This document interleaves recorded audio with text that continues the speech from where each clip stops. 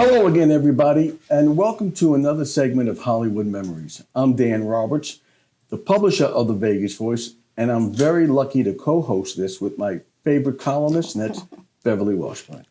Beverly, thank you for letting me sit here. Oh, thank you, Dan. It's always my pleasure to be here. And thanks to all of you for tuning in. It really means a lot. And thanks, too, for those of you who read my column. That was sweet. That was very nice, just like you. You know what? We've discussed how you began your career a few times, but never really in detail. Before the movies, you had another job, and that was modeling. Right. How did you even get into that? Well, I was 4 years old, and my parents moved to Hollywood from Chicago because my older sister had some health problems, and the doctor suggested that they move west. So my mother had a sister, my Aunt Emma, who lived in California. So they picked up and moved there, and then I was born after they moved to LA. And so my sister liked dancing, and she was an acrobat.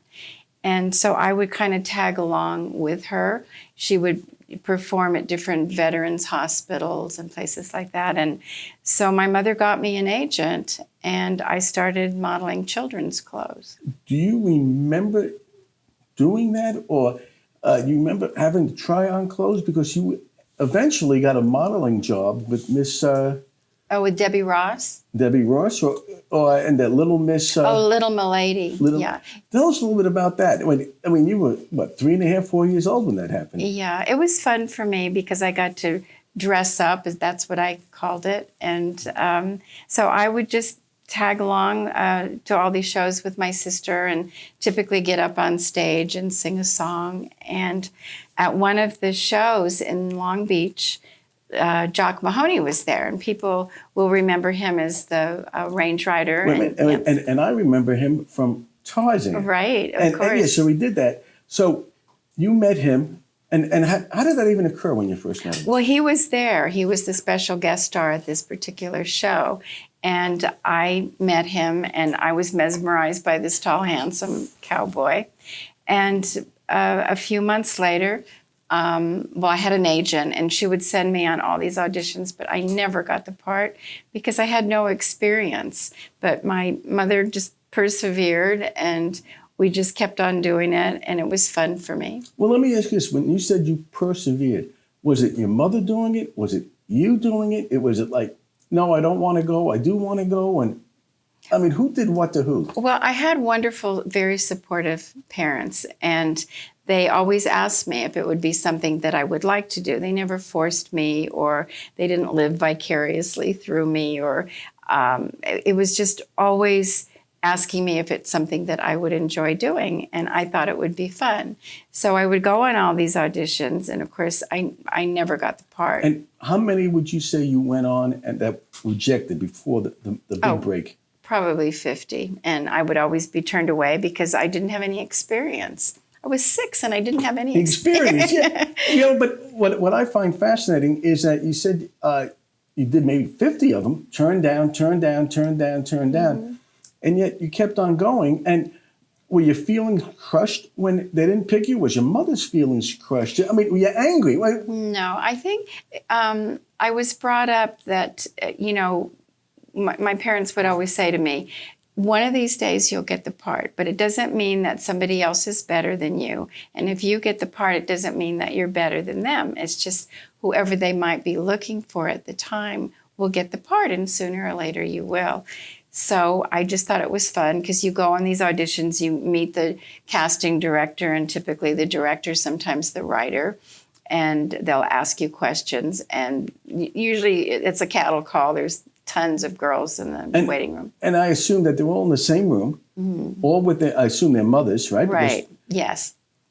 I've always figured that if everybody was in a room like that and the person in charge walked away, there would be a cat fight of some kind of saying, no, wait a minute, get your daughter out of here, or no, you're no good. Oh, Dan, you're No, but it was never like that as far as you remember. No, it wasn't, my parents always tried to instill in me, it's not a competition, like you're better than they are, Right. they're better than you are. You just go and do your best. And so what happened for me, I was very blessed. It was just a fluke. I was on this one audition, and it was for a part in a movie called The Killer That Stalked New York. And it was a speaking role. So I was there, and Jock Mahoney happened to be under contract to Columbia Studios at the time where the audition was. And he remembered me because we had met prior to that. And he asked my mother why I was there, and she told him, and he said, I'll be right back. Well, turns out we found out later that he had gone into the producer and director and said, oh, this kid's great. She's done this, she's done that. I hadn't done a thing really other than model children's clothes, but he went to bat for me. And he had some clout because he was under contract there and they really liked him. So they kind of took his word for it. And as the story goes, he lied. Yeah. They believed him, and I got the part. And you got the part. So from there, it was easier to get other roles because now I did have experience and I had a speaking role. All right, you got the part, but the part wasn't for a blonde hair. Yeah, I know. How did that even occur? Well, typically when a writer is writing a script, they will envision what the character looks like.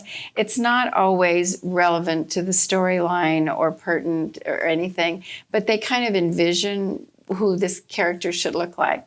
And so in the script, it said sitting in the waiting room is little Walda Kowalski with her big brown eyes and her long brown hair. Well, I had blonde hair and blue eyes. And although it wasn't, relative to the script or the storyline, that's kind of who they envisioned. And so typically when a writer has that in their mind, the casting director many times will try to cast somebody that looks like what the writer had envisioned. All right, so in effect, you weren't the right part. You lied about getting in, and that started your whole career. I know. Right? That's silly. It's amazing how it started. So now you got your first part. Mm-hmm. It's the first day on the movie set. Were you nervous? No, I wasn't nervous. I was very excited, and they brought me into, to the wardrobe department and then the makeup chair. And of course, being 6 years old and sitting in a room with getting makeup on, it was fun because for me, I always had a huge imagination, and I used to play house, as my friend Joni and I used to call it when we were 6 years old. We're still friends to this day. And so it was exciting for me because they're putting makeup on me. I mean, not mascara and eyeliner, but makeup for the lights and everything for the camera.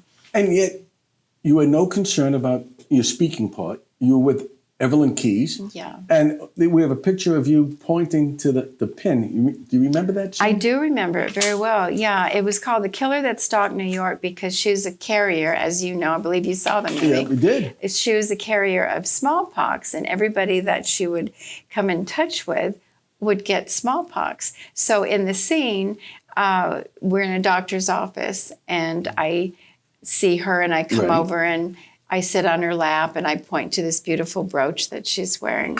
And she gives it to me and pins it on me. And in doing so, I give her a hug. And by giving her the hug, what happens is I get smallpox. And wait a minute, and that leads to your second scene in the movie. My death scene. Your death scene.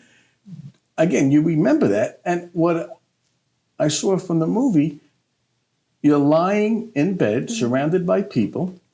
And in your second scene, you're dead. And I was always, I'm wondering, didn't that freak you out as a little girl when they say pretend you're dead? No, because I didn't really understand what dead means anyway. Just they told me to be very still and pretend that I, just kind of hold my breath a little bit if I could for a few seconds. Right. And pretend that I don't feel good and all that. Because I couldn't quite compute what dead even meant. So, and then it was in black and white. Correct. And yet they put this makeup on me that was kind of grayish, because they wanted me to look especially pale. And I remember that. And I remember going into the hairdressing department, and they put my hair in little curls. I think they were trying to make me look like Shirley Temple. Not quite as cute, but they tried. And it was just fun because for me, it was my imagination playing somebody that like a different person than I really was. Well, again, you mentioned Evelyn Keys, the actress. You remember her? How was she? I do remember her. Now, she wasn't a huge star, but she did quite a bit of work back in her day. She was a lovely woman, a wonderful actress, and very kind to me. But I was too young to realize who she was. I didn't know who Evelyn Keys was because I was like 6 years old by this time. And many years later, I was reading her book, and she was saying in her book that she was always just crazy about men. She just loved men from the time she was a young girl, and just loved men. So she said in her book that what she did as an adult, she said, I became this person that took up with the man of the moment. And then she said, and there were many such moments. It was cute. She was a wonderful lady. And the interesting thing, and I saw the movie.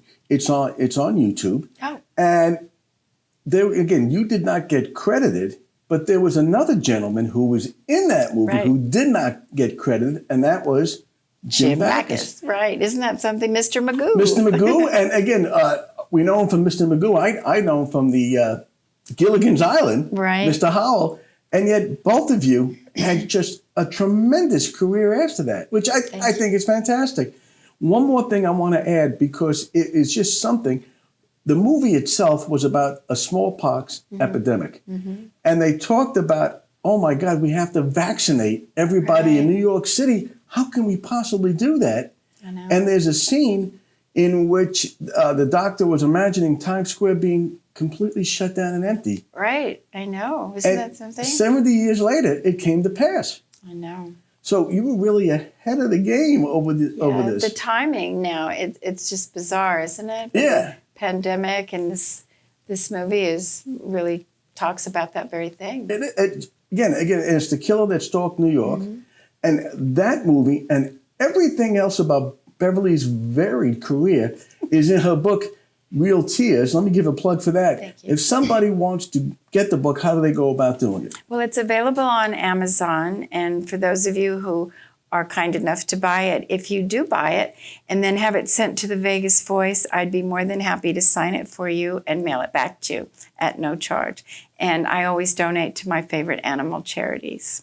And we'll talk about Beverly and all her animals, as well as the many, many men in her life, in a couple of future segments. Beverly, I thank you for letting me sit here. Oh. I'm hoping you'll let me do it again. Oh, absolutely. And this is Dan Roberts and Beverly Washburn for Hollywood Memories, saying we'll see you again next time. Bye, everybody. Thanks for tuning in.